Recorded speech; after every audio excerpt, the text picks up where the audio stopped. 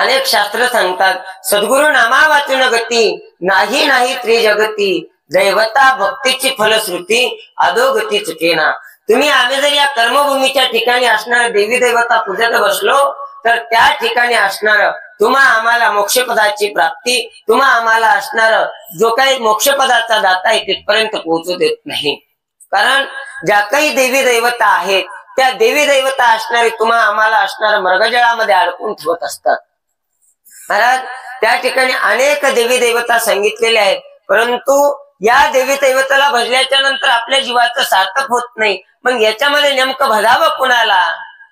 तर त्या ठिकाणी असणारा एकच आहे. त्या ठिकाणी आपण गुरु महाराजाला भजल्याच्या नंतर आपल्याला तुम्हा आम्हाला मोक्षदिकाची प्राप्ती होते.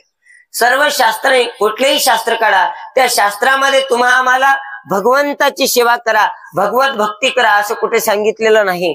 परंतु प्रत्येक शास्त्रामध्ये असणार गुरुची सेवा करा त्या ठिकाणी सांगितलेलं आहे.